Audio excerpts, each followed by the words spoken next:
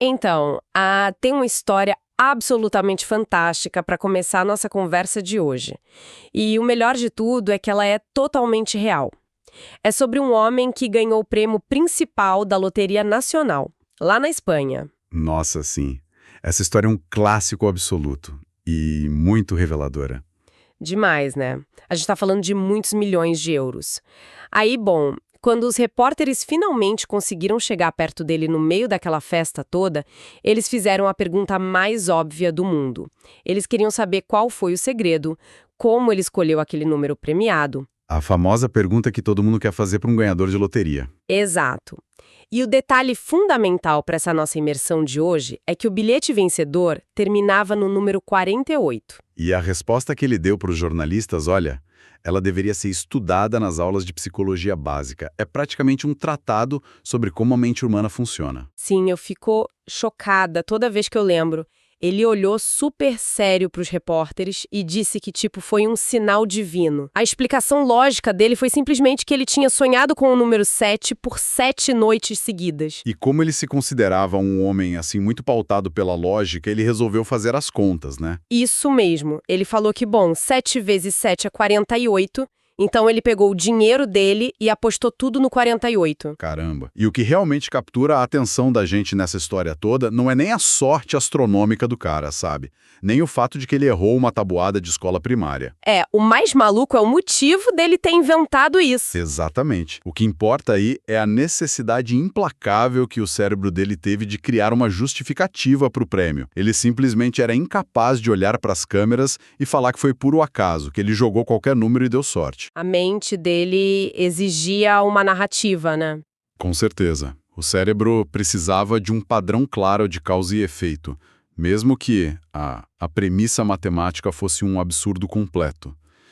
A mente humana entra em curto-circuito quando tenta processar a aleatoriedade nua e crua. É exatamente com essa premissa que a gente abre essa nossa imersão profunda de hoje. O material que a gente tem aqui na mesa se baseia bastante nos conceitos do livro O Andar do Bêbado, do Leonard Mlodinow, e a nossa missão é investigar isso. Como o cérebro humano é péssimo, mas muito péssimo mesmo, em entender estatísticas e probabilidades. É um mergulho fascinante. E para dar um mapa bem claro para quem está ouvindo a gente, eu vou listar os tópicos que a gente vai abordar hoje, tá? Ótimo, manda bala. Primeiro, a gente vai falar sobre essa nossa busca constante por padrões na aleatoriedade. Segundo, como a gente tem uma percepção distorcida de aleatoriedade na tecnologia, usando o caso do iPod. Esse caso é muito bom. Sim. Terceiro, a gente entra na regressão à média e na ilusão de controle. Quarto, vamos explicar o teorema de Bayes e o nosso erro intuitivo na hora de ler diagnósticos médicos. Esse quarto tópico sempre dá um nó na minha cabeça. Dá na de todo mundo, pode apostar. Quinto, a gente vai discutir a sobrevivência estatística e o viés de resultado quando a gente avalia o sucesso de alguém. E, por último, a equação matemática do sucesso e a estratégia da persistência. Perfeito, uma agenda cheia. Então, já que o nosso cérebro cria essas lógicas absurdas, tipo, 7 vezes 7 é 48, só para justificar a sorte, como isso afeta as coisas que a gente usa todo dia? Bom, gera um choque de realidades gigantesco. E geralmente muita dor de cabeça para o pessoal do suporte técnico. Imagino. O melhor exemplo histórico que a gente tem disso foi lá atrás quando a Apple introduziu o recurso do Shuffle, sabe?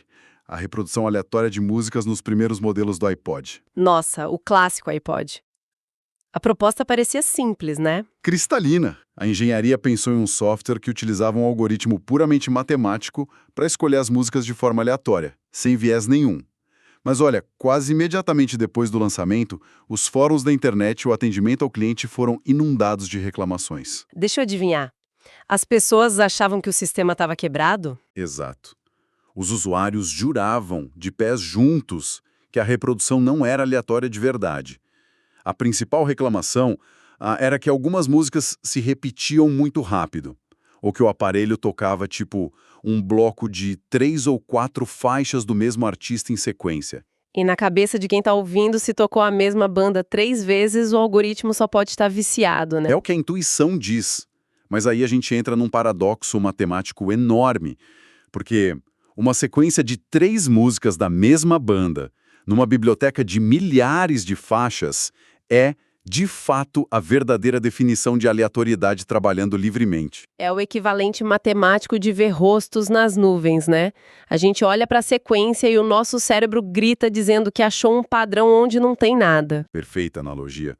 A matemática pura permite repetições e aglomerados.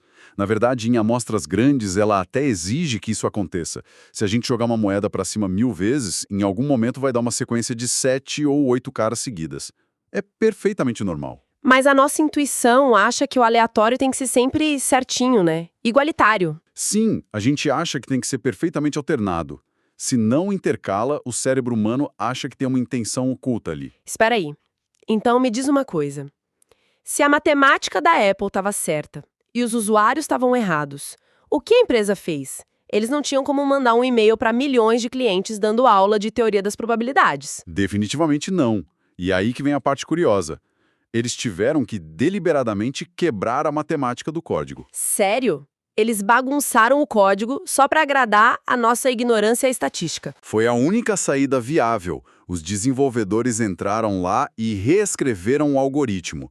Eles adicionaram umas regras condicionais, tipo, se uma música desse artista acabou de tocar, bloqueie as outras músicas do mesmo artista pelas próximas 10 faixas. Uau! Então ficou menos aleatório. Matematicamente, ficou muito menos aleatório.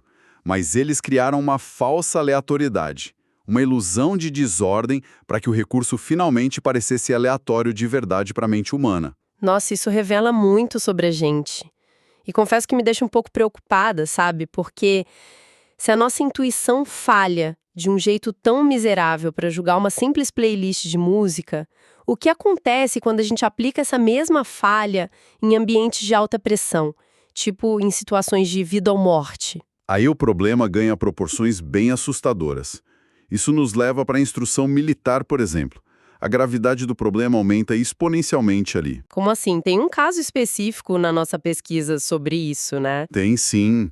O psicólogo Daniel Kahneman, que até ganhou o Nobel de Economia, ele documentou um fenômeno trabalhando com instrutores de voo da Força Aérea de Israel. Certo, pilotos de caça, alta performance. Isso.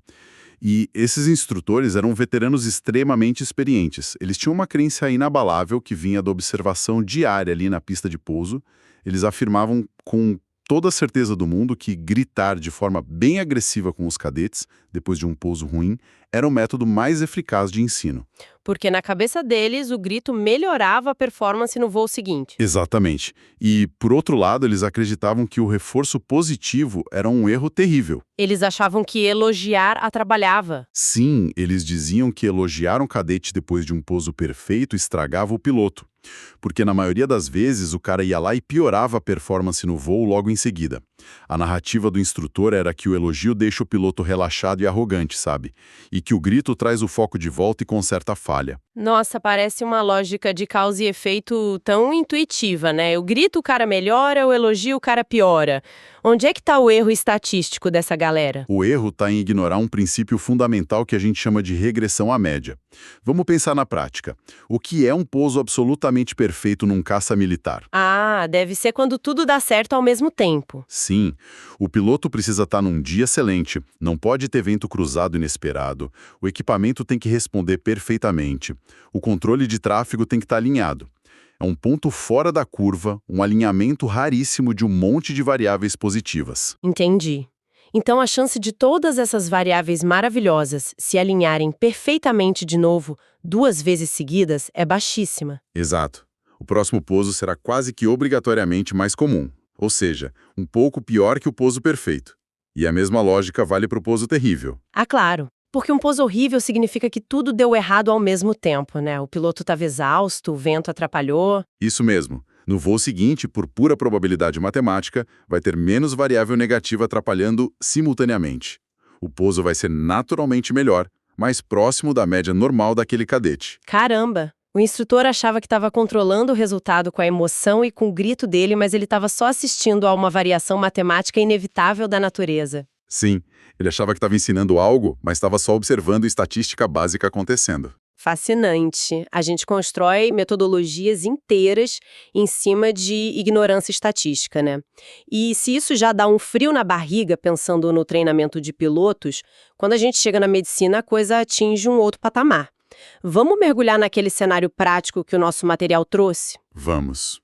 Esse é um dos exemplos mais clássicos do Teorema de Bayes. Pois é, imagina que alguém, sei lá, vai fazer exames de rotina no médico e faz um teste para detectar uma doença grave e muito rara.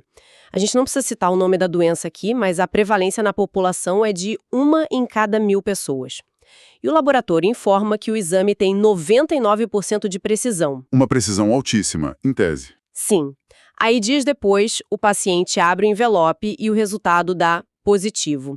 A reação imediata, aquele pânico super compreensível, é pensar, meu Deus, eu tenho 99% de chance de estar com essa doença. Acabou a minha vida. É a reação de quase 100% das pessoas e, olha, infelizmente, de muitos profissionais de saúde também.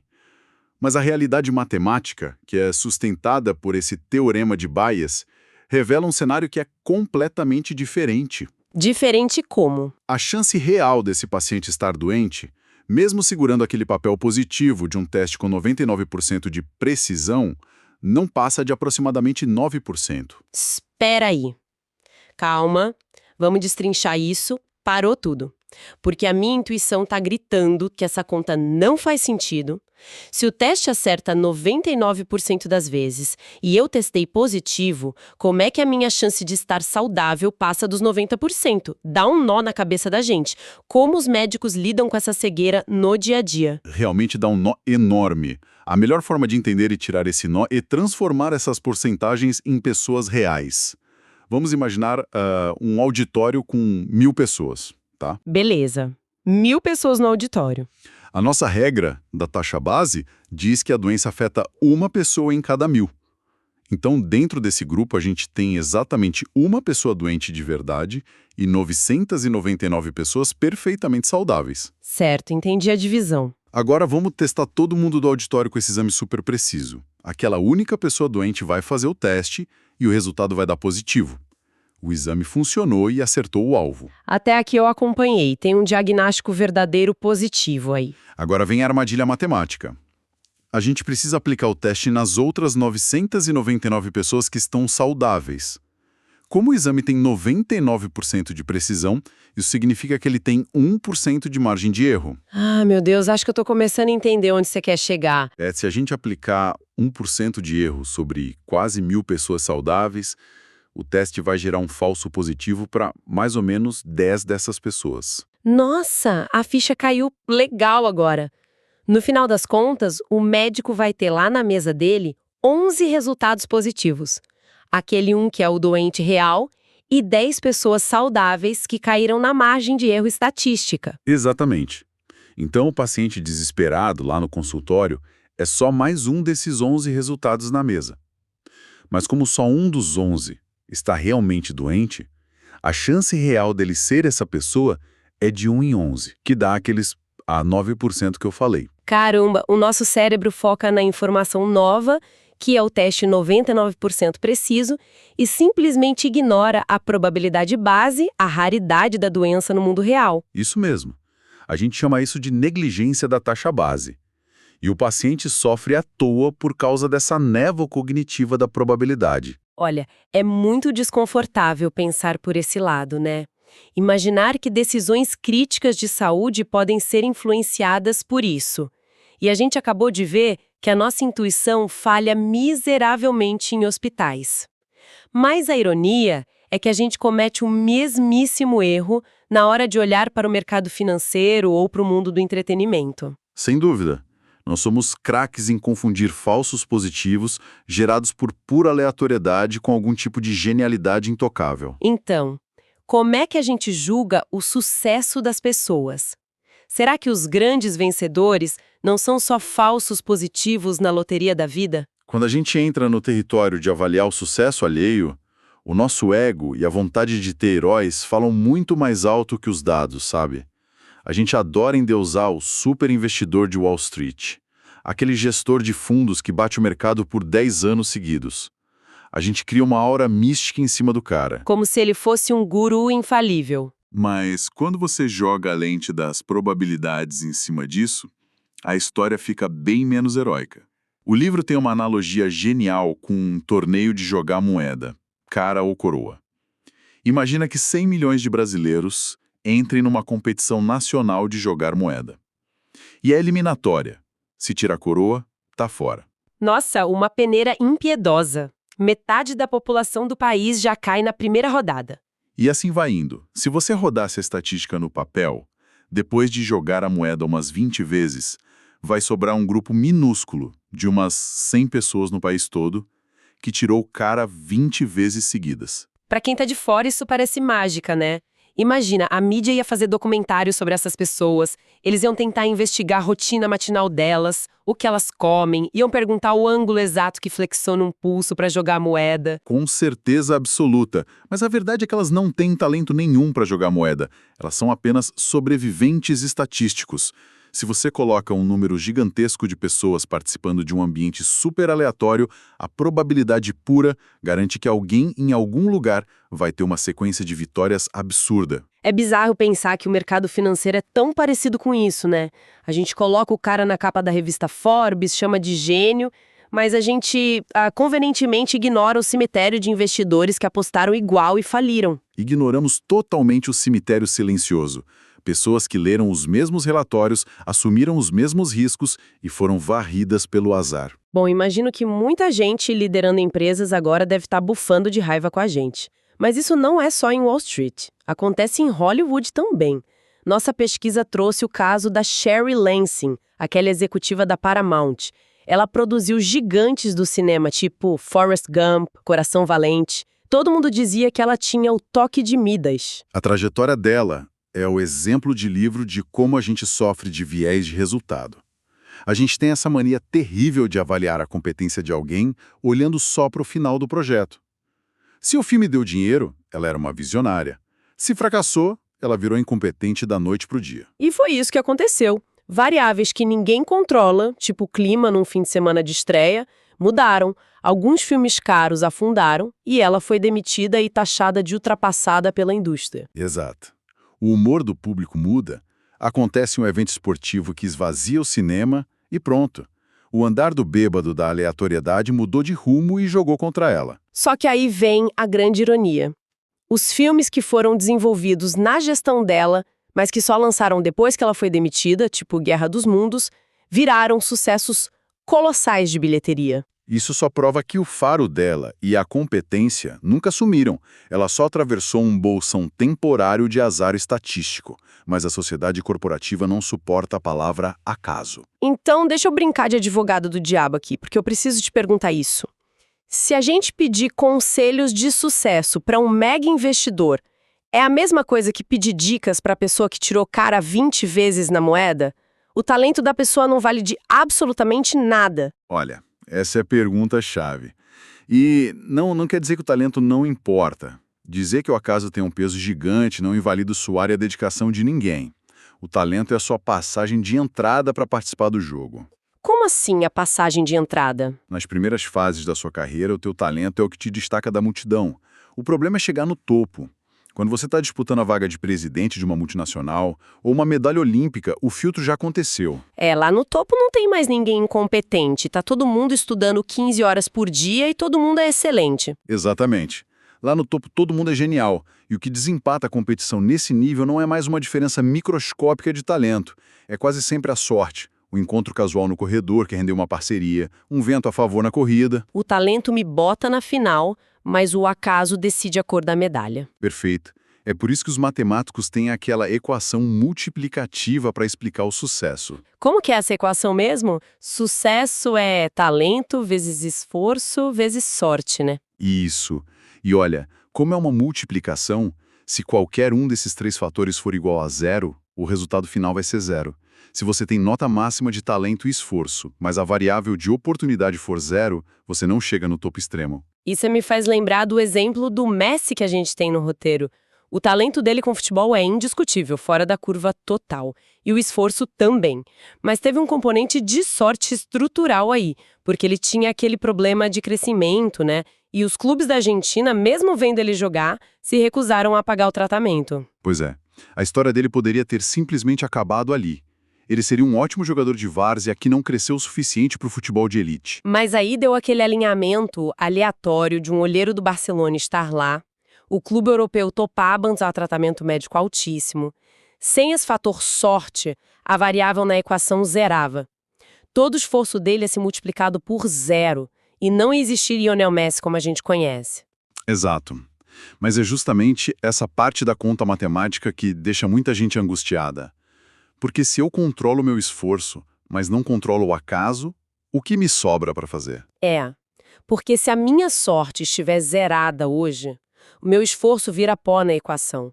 A nossa única saída é ficar batendo cabeça até a estatística jogar a favor da gente. Surpreendentemente, sim. A resposta pragmática para isso é a estratégia da persistência. Ela é baseada no que os estatísticos chamam de lei dos grandes números.